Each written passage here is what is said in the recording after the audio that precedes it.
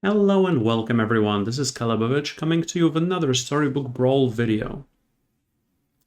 This is going to be Omega Hero Tier List Part 5, or rather the addendum to the previous 4, with the addition of 2 new heroes, Mihri, King Lion, and Fallen Angel, a couple of weeks ago, or several weeks ago, and the buff to Geppetto and the change to Sad Dracula. I would like to talk about these. There also, in the recent several weeks, have been some changes to the gameplay itself. First biggest change was, and I can show it to you, was the removal of Gilded Harp from the treasure pool. It was a level 4 treasure that essentially said all level 2 and 3 characters in the shop are upgraded. It was the best get that Wonder Waddle could have had, but it also provided Wonder Waddle with a lot of damage to be dealt to the opponents from those upgraded characters. The second change that has come to Storybook Brawl recently, the second biggest change, or rather the first biggest change if you talk about the importance of it, was the removal of Adventure. Oh, I can show it to you. Adventure is in the game no more. That means the only way you can turbo boost towards level 6 is via spells, via Turkish Delight, via Wish Upon a Star, and via the End, or if you're Skip. But right now it also means that you have to work on your mid game to even be able to get there to level 6. Because, well, it happened to me once or twice recently that I've been eliminated while still on level 4, so you have to work on that early game. But enough about that, let's talk about the heroes. And first up we have Mihri King Lion. And Mihri King Lion, let me get him up for you, says, your princes and princesses have +2/+2 for each prince and princess you've upgraded. So I want to emphasize on how this ability works exactly. Mihri King Lion has a counter on the right side of the hero portrait, similar to what Snow Angel has for the free characters, or what Peter Pan's has for the buffs to the store. For Mihri, it counts 1 for each instance of a prince or princess you've upgraded.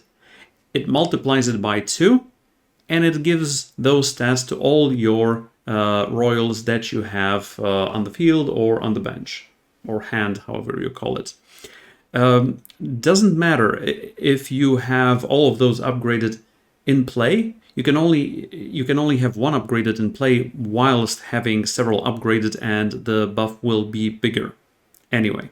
So you can grab your Cinderella, you can upgrade her, and this is going to be a static buff for all your royals, whether you sell Cinderella or not. So you can, in the mid game, you probably can get rid of her.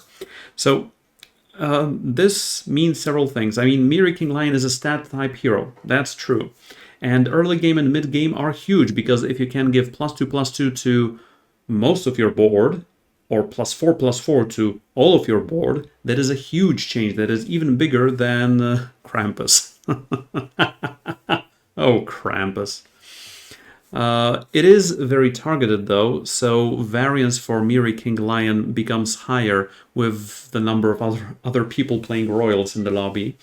Upon introduction of Mihri, Prince Arthur used to be a level 3 for a moment, and it was quite strange, because like half the lobby usually turned into royals.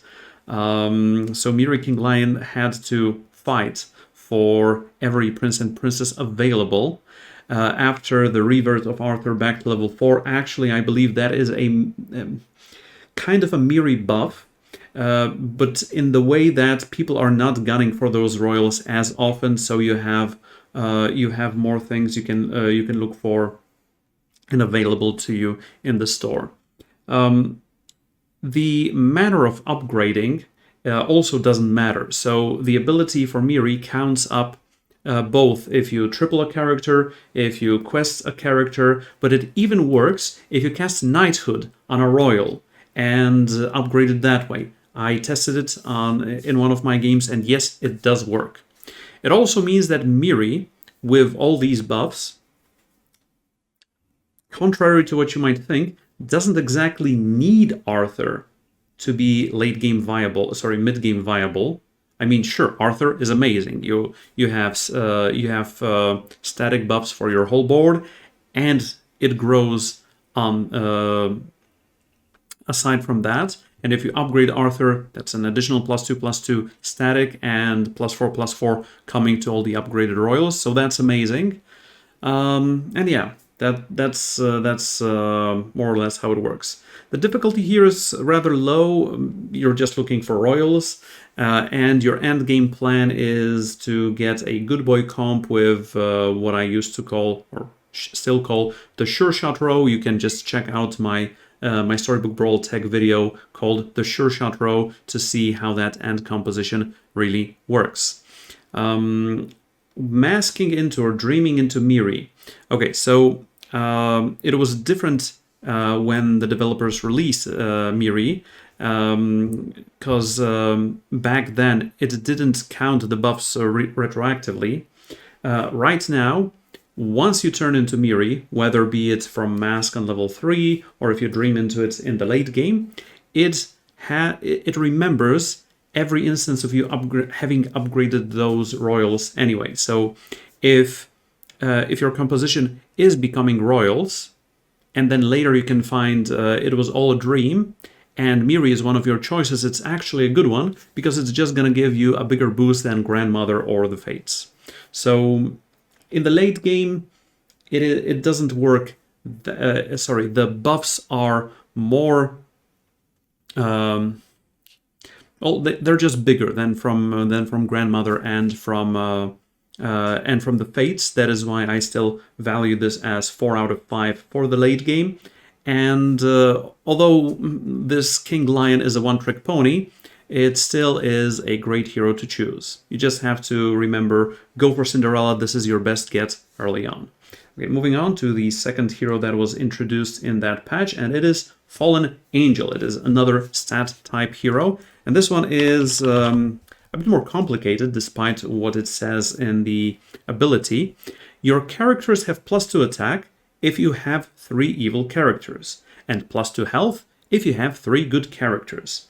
But that's not exactly how this ability works. How to explain it?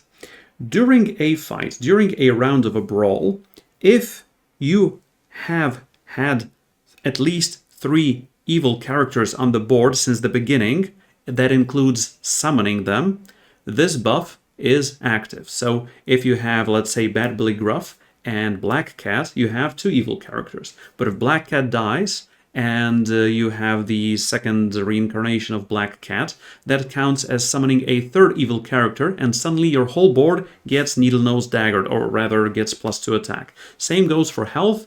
If you summon additional baby bears, or mama bears, or papa bears, or if you summon sheep from Princess Peep, it also works for that. So for Fallen Angel, the early and the mid game usually means that by level 3, or halfway through level 3, you should have, on average, those 3 evil and 3 good characters. And that means your whole board has +2/+2. And that is a huge stat boost. I mean, comparing it to Krampus, or Mrs. Klaus, please, or even Jack's Giant. I mean, come on. Jack's Giant gives you +2 health to your front row characters. That's +8 health. For Fallen Angel, if you have at least 3 good characters, your whole board gets +2 health. And on top of that, if you have 3 evil characters, well, then your whole board is +2/+2, so that's almost Grandmother level early in the game. And that is why Fallen Angel is akin to Evola when it comes to mid-game. Usually, you can't fight through Fallen Angel. If you see Fallen Angel that you will be fighting against this hero, don't take Wish Upon a Star, because you will not get the bonus. Don't take Spinning Wheel, don't take For Glory. You will usually fall short. Variance and difficulty here is quite low. The highest variance is getting those 3 good and 3 evil early on, but even if you have that, it is still a very good ability. It's either Needle Nose Daggers on your whole board, and that is a very good early game treasure, despite what you might think that it can get destroyed, or you're just getting a better version of Jack's Giant. In the late game, usually this buff only works for one side. There are a couple of compositions like trees and animals that can go good and evil, but by the time you reach level 6, that's not such a huge difference. So for late game, the buffs go lower and lower in value. It is also noteworthy that with Fallen Angel needing you to have good and evil characters, all the neutrals, you don't really want to have them. Like, let's say you have 3 good, 3 evil, that means you have 1 slot open for a neutral, and it doesn't make that much sense to go, for example, into dwarves, which are all neutral aside from Princess White. All in all, masking into it early on gives you those buffs, so it's a good thing. Dreaming into it later in the game, late in the game, doesn't give you as huge of a stat boost as at least Grandmother, because aside from +3/+3, whatever you're playing, it gives you 10 health as well. So there are better options of dreaming into. Now let's get to the 2 heroes that had been changed. Geppetto had a slight buff. It used to be when you summon a character during a brawl, give it +2/+2. Right now, you give them +3/+3, which is the same when it comes to Geppetto's strategy. I mean, you're looking for Black Cats, you're looking for Tweedledees, you're looking for Princess Peep, etc., etc. But there is also a very fun build that you can go for in the mid-game that combines Trojan Donkey and Fairy Godmother. Trojan Donkey is a level 3/1/5 that says it's a good animal. It says when this survives damage, summon a random character of your level or lower. And Fairy Godmother says when a good character dies, all your other good characters get +3 health. So you have good front row, and then your Trojan Donkey has a huge health buffer, let's call it. And everything it summons gets +3/+3, so that's great. And for the end game, it's still usually animals or just switch into another hero, but Geppetto is really fun to play. Okay, last one, and this was a huge change. It's not exactly a nerf, it's not exactly a buff, but Sad Dracula, from being a special/stat hero, right now becomes just a stat hero. Because for Sad Dracula, right now, the ability says, instead of your whole front row has Slay, +1 attack, instead your first character has Slay, +3/+1 permanently. And that is a huge change. First of all, the so-called Full Metal Dracula endgame composition is no longer really valid just by having Sad Dracula. I mean, sure, if you have Harvest Moon and Medusa in one, you can still attack twice, especially if you have Hermes Boots. And that's great. But no longer your whole front row has Slay, so you can't go Medusa 2 attacks, Medusa 2 attacks, Shadow Assassin 2 attacks. For that, you would need Riverwish Maiden, aside from Harvest Moon, obviously. That means that for the endgame composition, you need to focus a bit more on having Riverwish Mermaid somewhere in there. But let's start from the early game. I bumped up early game from 4 to 5. The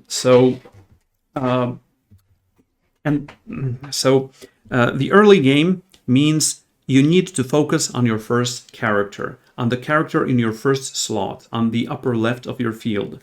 And the best choices you can get are Baby Dragon, the 3/2 flying dragon, or Sherwood Shershot, the 2/1 ranged good princess. And here's where variance comes in. Because if you are able to slay in round 1, that effect snowballs, because with +3 attack, it is much easier for that character to slay again. If you are unable to slay in round 1, in round 2, the probability of slaying it is kind of lower. And so on and so forth. So biggest variance for Sad Dracula now doesn't come from whether you find Shadow Assassin or not on 3.0, and the chance for that is 10% in a single store on 3.0, give or take 0.5% point. But right now, the height of variance for Sad Dracula comes from whether your first character will slay or not. And if you have Sherwood Shershot, You can sometimes even slay twice in a round, because remember, range, so they don't fight back. If you're playing against Sad Dracula, I have done this once or twice. When I see Sad Dracula as my round 1 opponent, I don't field any units, any characters whatsoever, so there is no chance for Sad Dracula to get that slay. I am losing 3 health, but come on, we're nerfing Sad Dracula for the whole lobby. Now, getting back to that Shadow Assassin. Shadow Assassin used to be the be-all end-all early through late game character for Sad Dracula. Right now, it is much more difficult to level up, or rather stat up, Shadow Assassin as much as before, and for that you need the missing link. Because previously you were focusing mostly on level 3s, that is Shadow Assassin, maybe Vampire, and level 5s, that is Baba Yaga. And Nian, and something else that I'm forgetting right now. But right now, the missing link are the level 4s, aside from Medusa, because Riverwish Mermaid right now gives your front row slay that enables you to grow your Shadow Assassin as well, and also Chupacabra, the newest incarnation, the level 4 character, 7/5 evil monster that says slay, give me and the characters behind me +1/+1. So putting Chupacabra in front of Shadow Assassin and Riverwish Mermaid, or Shadow Assassin and Baba Yaga, is really good, especially if you can grow its attack additionally, for example, via monster manual or something like that. Masking into Sad Dracula, I guess, is fine. Dreaming into it is okay at best. Probably a bit lower than 3. Maybe I should have given it a 2. But still, you need to think differently about Sad Dracula now. You need to consider this old fella more of a stat hero than doing something special, than doing some late game comps. I mean, sure, in late game it is still viable, and right now Shadow Assassin is not the only way to do it. I remember one game I tried doing Sad Dracula with all good, having a good boy in position 1, because when good boy slays, it gets +3 attack, so your whole board grows more, and it reminded me kind of playing Karen. Your first character to die gets +2/+1 permanently. It didn't pan out as well as I hoped it would, but it was still a fun experience.